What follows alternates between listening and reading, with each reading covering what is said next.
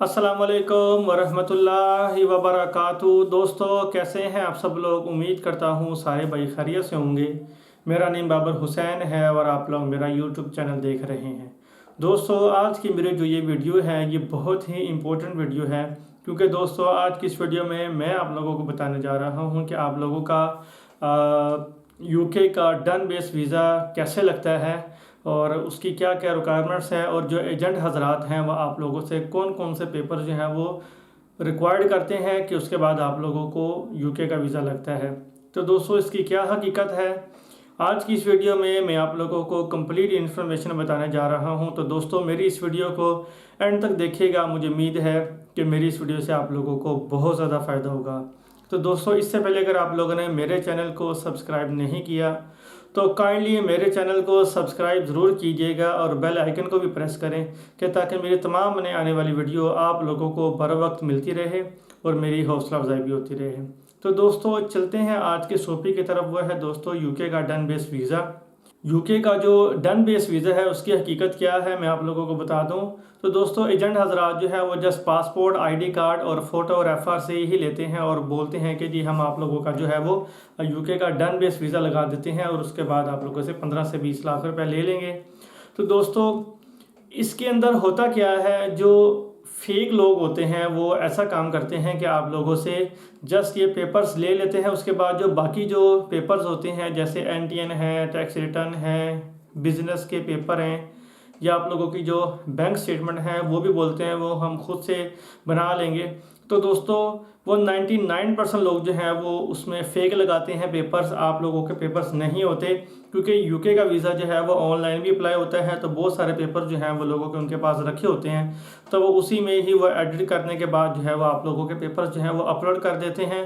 तो दोस्तों, उसके बाद 99% लोगों के वीज़े रिफ्यूज़ होने के साथ साथ वो लोग जो हैं वो बैन हो जाते हैं।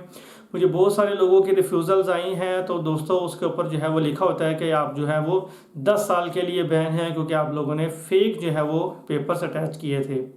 तो दोस्तों, डन बेस वीज़ा की हकीकत ये है, और बाकी इन लोगों से दूर रहें। और जो मेन रिक्वायरमेंट्स है यूके वीज़ा के लिए वो मैं आज की इस वीडियो में आप लोगों को बता देता हूँ, कि ताकि आप लोग ऐसे जो आप लोगों के साथ जो फ्रॉडलेंट एक्टिविटी होती है आप लोगों के साथ, आप लोग उससे बच सकें। और दोस्तों, वो पेपर्स क्या हैं आइए मैं आप लोगों को बता देता हूँ।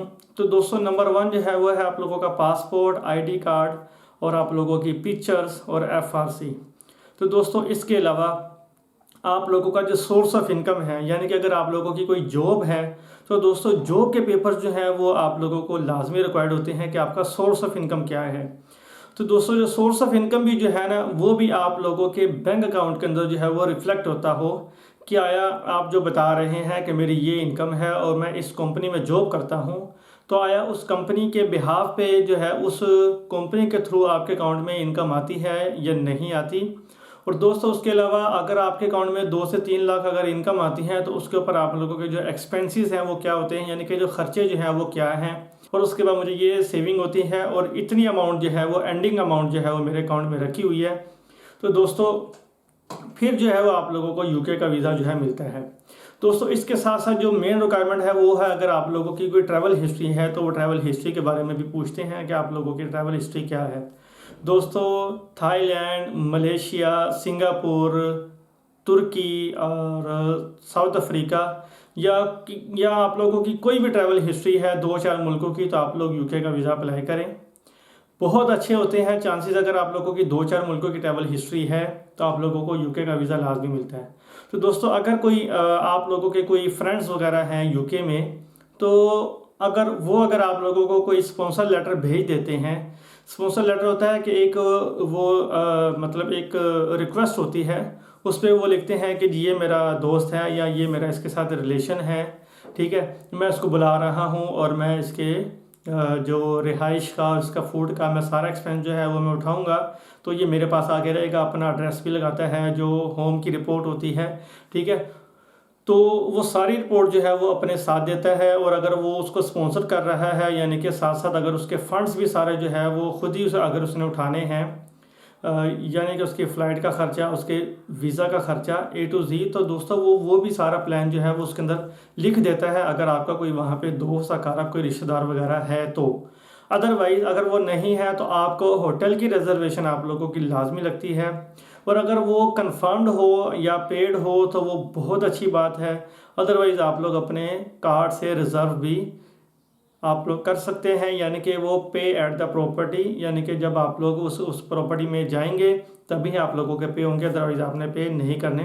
तो दोस्तों उस पर भी वीज़ा लग जाता है। या अगर कोई वहाँ से कोई स्पॉन्सर आया है या वहाँ पे कोई कॉन्फ्रेंस है या वहाँ पे कोई इवेंट हो रहा है, तो अगर आपको आया हुआ है इनविटेशन, तो दोस्तों उसका भी आप लोगों ने बता सकते हैं कि ये मेरा स्पॉन्सर आया है, ये मेरा वहाँ पे इनविटेशन है, ये मेरा इन्वाइटी है, तो मैं इसके पास जा रहा हूँ और ये उसका सबूत है।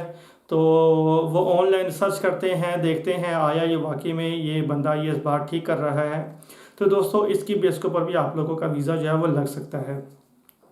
दोस्तों इसके अलावा जो आप लोगों की जो टाइज़ है, यानी कि अगर आपके पास पाकिस्तान में कोई अगर आपकी प्रॉपर्टी है या कोई लैंड है या कोई फिक्स डिपॉजिट है, या जहाँ से आप लोगों को मंथली या एनुअली अगर आपके अकाउंट में पैसे आते हैं, या अगर कोई एग्रीकल्चर लैंड है या कुछ भी है व्हाट्सएवर, कोई भी अगर आप लोगों को इनकम आती है और उसका आप लोगों के पास प्रूफ है, तो दोस्तों आप लोगों को यूके का वीज़ा लाजमी मिल जाता है। दोस्तों सोर्स ऑफ इनकम जो है वो आप लोगों का क्लियर हो और आपके अपने मुल्क के साथ जो टाइज़ हैं वो स्ट्रॉन्ग हो, तो मेरा नहीं ख्याल कि आप लोगों का वीज़ा जो है वो रिफ्यूज़ होगा। और दोस्तों उसके साथ साथ फिर भी जो है वो वीज़ा ऑफिसर या जो कौंसलेट होता है, ठीक है, उसकी ही फाइनल होती है ओपिनियन कि उसने आपको वीज़ा देना है या नहीं देना है। आप लोगों के सारे पेपर्स बिल्कुल ठीक हैं, फिर भी वीज़ा ऑफिसर के पास राइट है वो आप लोगों को वीज़ा देता है या नहीं देता। तो दोस्तों इसलिए मैं आप लोगों को बता रहा हूँ, अपने पेपर्स अच्छे से अरेंज करें, अपनी बैंक स्टेटमेंट, अपना बिजनेस, और इसके अलावा अगर आपकी कोई टाइज़ हैं, और अगर आप लोग मैरिड हैं तो MRC लगाएं, और अगर आप मैरिड नहीं हैं तो अपने पेरेंट्स के साथ FRC लगाएं, जिसके अंदर आपके ब्रदर्स और आपके वालिदैन आते हैं और उसमें आपकी भी होती है डिटेल। तो दोस्तों FRC जो है वो आप लोगों ने लगानी है। और इसके अलावा दोस्तों फ़ीस पे होगी ऑनलाइन, क्योंकि ये सारा प्रोसेस ऑनलाइन भी होता है। और अगर आप लोगों ने ऑनलाइन प्रोसेस नहीं करना, आप लोगों ने स्कैनिंग की ऑप्शन नहीं की हुई सिलेक्ट, तो आप लोग जाके VFS में भी अपने पेपर जाके स्कैन करवा के आप लोग अपना वीज़ा अप्लाई कर सकते हैं। और अपॉइंटमेंट आपने लेनी है, देन ही आप लोगों ने VFS में जाना है।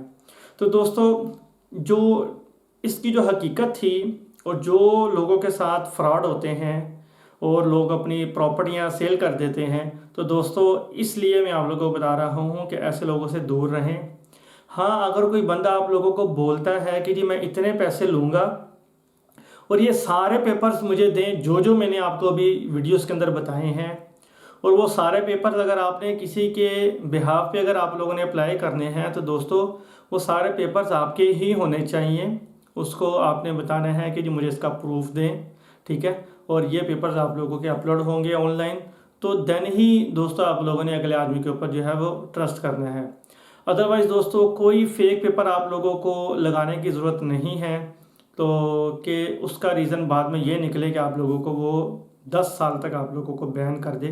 तो दोस्तों मुझे उम्मीद है कि मेरी जो ये इन्फॉर्मेशन है और मेरी जो रिसर्च थी उसके अकॉर्डिंगली मैंने आप लोगों को इन्फॉर्मेशन बताई है। आप लोगों को स्क्रीन के ऊपर मेरा नंबर शो हो रहा होगा। अगर आप लोगों ने यूके का वीज़ा अप्लाई करना हो तो आप लोग मेरे से रब्ता कीजिएगा। इंशाल्लाह ताला मैं आप लोगों को यूके के वीज़ा में भरपूर आप लोगों को मैं बताऊंगा। और फ्रेश पासपोर्ट पे भी यूके का वीज़ा लग जाता है अगर आप लोगों का जो रीज़न है ट्रैवल का वो बहुत ज़्यादा स्ट्रॉन्ग हो। तो दोस्तों मुझे उम्मीद है कि मेरी ये वीडियो आप लोगों के लिए बहुत ज़्यादा हेल्पफुल हुई होगी। इंशाल्लाह ताला मुझे उम्मीद है कि ये वीडियो आप लोगों को बहुत ज़्यादा पसंद आएगी। इंशाल्लाह ताला नेक्स्ट वीडियो में एक नए टॉपिक के साथ आप लोगों के सामने मैं दोबारा हाजिर होऊंगा। तब तक के लिए मुझे इजाज़त दें। बहुत शुक्रिया आप लोगों का। दुआ में याद रखें। अल्लाह हाफिज़ व नासिर।